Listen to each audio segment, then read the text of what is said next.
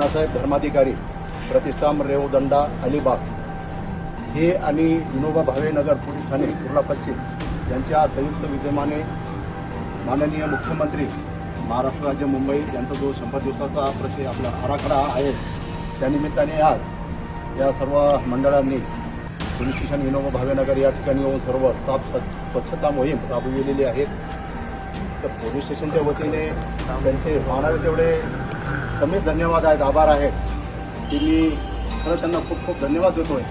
कारण त्यांनी कुठल्याही पर्वा न बाळगता कोणत्या पदावर आहेत, कोणत्या हुद्द्यावर आहेत, कोणत्या नोकरीवर असतील चांगल्या पण त्यांनी काही कामा न बाळगता एवढी सर्व मोहीम चांगल्या प्रकारे राबविली, ज्यामध्ये सर्व स्वच्छता वाहने वगैरे आजूबाजूला जे आहेत ती सर्व व्यवस्थित लावली।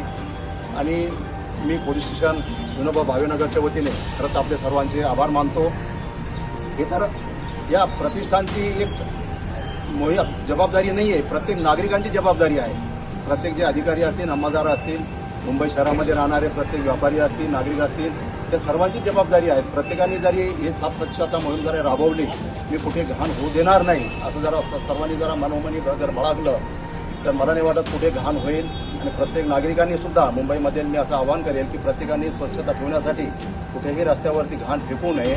ते जे काही डस्टबिन असतात तर त्या डस्टबिनमध्ये कचरा टाकावा। महानगरपालिकेचे जे वाहनं वगैरे येतील त्याच्यामध्ये ते साफ स्वच्छता मोहीममध्ये ते राबवून म्हणजे ते त्याचा कचरा वगैरे ते व्यवस्थित नेऊन तिथं डंप करतील।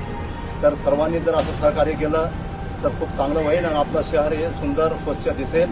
मी पुन्हा एकदा डॉक्टर नानासाहेब धर्माधिकारी प्रतिष्ठान रेवदंडा अलिबाग या संस्थेचे आभार मानतो आणि थांबतो। जय हिंद, जय महाराष्ट्र।